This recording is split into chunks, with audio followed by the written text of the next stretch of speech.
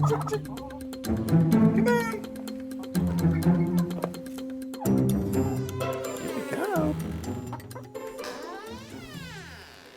Well, hello, I'm Chip Jones, and welcome back to Okarga Farms here in Northeast Oklahoma. And as you can tell, we're not up in the garden this time. We're down at the chicken house, and we decided to throw somewhat of a little 4th of July party down here. We've had a few new animals born here at the farm, and we've decided to have a few friends over for drinks and some watermelon and let their kids run around and see some of the new animals. And as you can see, a lot of the animals are excited as well. So we're actually going to do a few containers up with some 4th of July colors. We're going to style the porch and get it ready. So if you'll stick around, I think we're going to have some fun today here at the farm.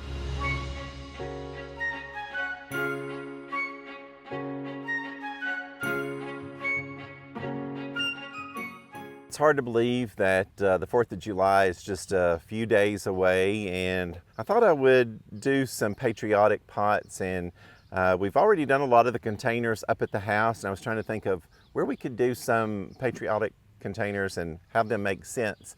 And so we're going to have a few friends over, like I said, and I thought, well, it'd be great to just decorate the chicken house. We really haven't done anything down at the chicken house yet. The landscaping isn't in, and that's a project that we're going to be working on here before long. But I thought it would be fun just to come down and dress it up, as this will be the first time for many people to see the chicken house since it got finished. And I thought, well, what a great way to kind of do a small area, but celebrate the 4th of July and celebrate some of these red, white, and blue plants that we have just recently had in at the nursery. So I'm going to do just a collection of some pots on the porch. Again, keeping them, since these are all a little smaller in size, I'm actually going to do a group of 3 glazed containers on each side, and then you'll see I'm actually going to have one large container that's going to actually hold ferns as kind of be the center point, and then the grouping of pots are going to be kind of down around the front, and these are going to be the ones that add our color. So I'm just going to run through some of these and to talk about the plants that I decided to use. Again, finding great containers at your local garden center. These all came from Sanders, of course, and we've got in a beautiful glazed watery blue containers recently. We've also always seemed to have a lot of red, with us having a lot of OU fans throughout the state. And usually we kind of keep a wide array of different colors, and I tend to do a lot of neutral containers and let the flowers be the star. But certainly for this holiday, I thought, why not do some red, white, and blue containers? So we're just going to jump right in. For the red, I think it'll be great to concentrate on some white and some blue. So for our focal point at the back, we're going to start with this Unplugged So Blue Salvia. As you know, this has been a big favorite up at the house in the front garden beds, and I thought it would be something kind of nice and tall and spiky to stand up at the back of the container. Again, this one is 14 to 24 inches in height, so I think it'll be a great size for this size red glazed container. We're going to come in with some white. I think I'll use a little bit of this garden phlox. Garden phlox will bloom about 4 to 6 weeks throughout the midsummer season and give us a nice punch of color here for the 4th of July. So I'm going to just add that a little to the front because it is a step down in size from the salvia. And then down front, I think I'm going to use the Senecio Angel Wings, another great annual.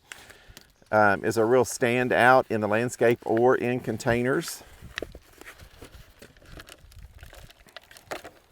And will be a great filler and spiller here at the front of the container. So we're going to put that in. And I think I'm just going to do a trio of plants in these. I think that's enough, and let the glazed container speak for itself. So we're going to now move that one to the side.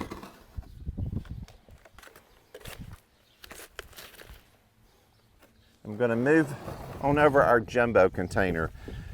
Again, this is one of my favorite containers that came in this last spring. I just love the watery blue effect. And again, I don't always do colorful glazed pottery up at the house, but I thought the barn would be the perfect location to do this. And with this one, I think I'm going to do something actually in the same color tone. I love this tropical plumbago, and we've had quite a bit of it still left at the garden center. So I think I'm just going to do a huge mass of this, which will be nice and tall.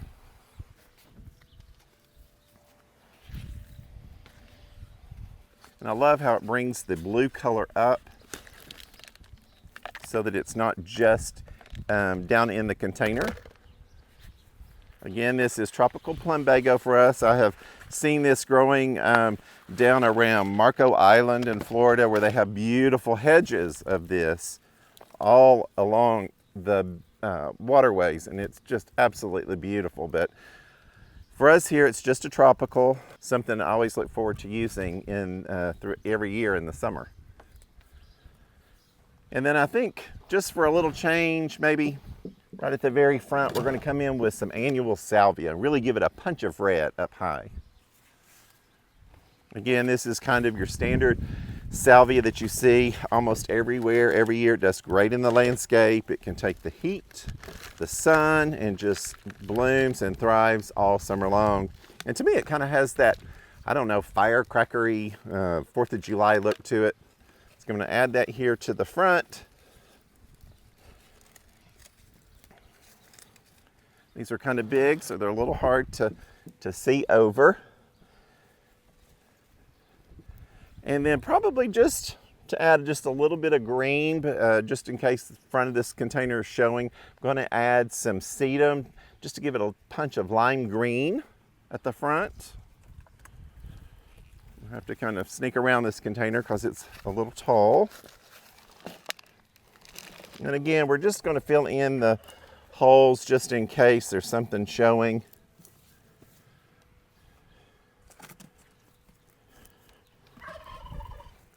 And now I'm just going to fill in with the rest of the soil.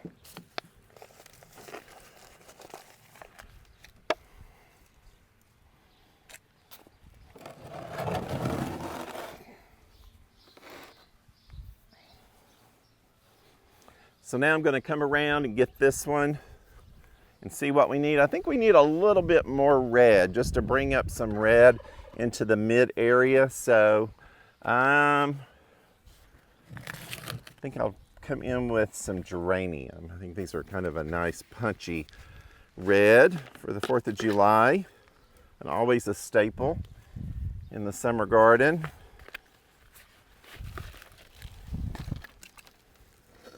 Adding those red in. And then maybe for something tall and statuesque, some white. Since we've got such a vibrant blue base, having the red blooms, I'm going to come in with these beautiful white calla lilies here at the back. You know, for doing containers like this, when you're looking for a certain color palette, it's always good to look at annuals and perennials because it's often hard to find all of the colors you need in the annual section. So certainly always look at perennials because you can always take those out and use them somewhere in the garden. So I'm going to put this calla lily in the back. And then just for some fun red color, I'm going to add this kufia. Another really fun plant. This is the honey bells variety. Again, a great hummingbird plant. Whenever we have these in the garden, this is where the hummingbirds seem to go to, is to the kufia. Again, not just a really solid red, a little bit of a pinkish tone, but I think it's still really fun. It's very festive for the holiday. So now I'm just going to kind of spin these around. They've been facing you the whole time. I'm going to look at them before I take them off the table, see what they need, finish them up. And then we're going to do another round, and then we're going to style the chicken house and get it all ready for the upcoming party.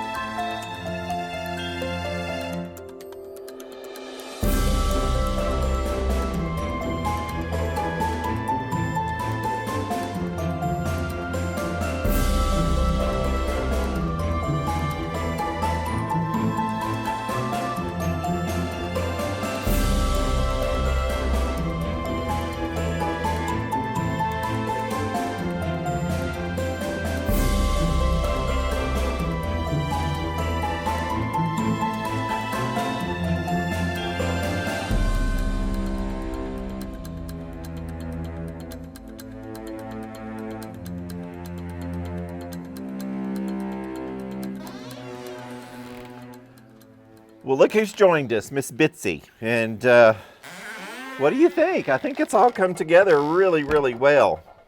For our event in a couple of days, I think it all looks like 4th of July. It'll be a fun little patriotic get-together. And I just quickly want to go over a few of the things that I added after we got off camera.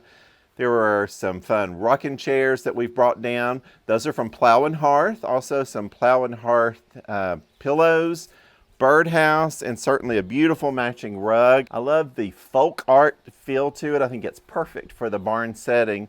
And then I think topping it off with getting some color and some festivity up on the wall. These great galvanized stars just add a perfect punch of colors that were so easy to put up. And I think being galvanized in metal certainly is very fitting for the chicken house. But again, I think the plants added the best sparkle of color. I think the bright reds of the salvia certainly are standing out to me. And then of course that blue plumbago is always a favorite.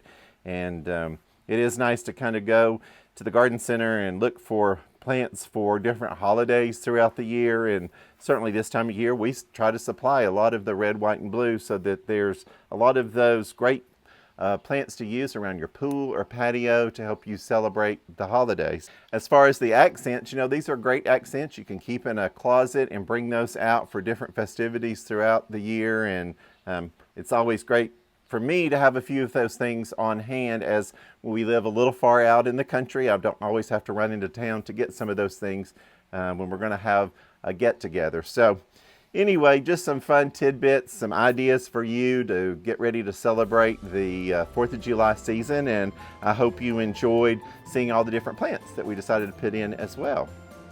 And remember, if you liked this video, be sure to subscribe, like, and follow me, the Preppy Gardener. And I'll see you in the next video.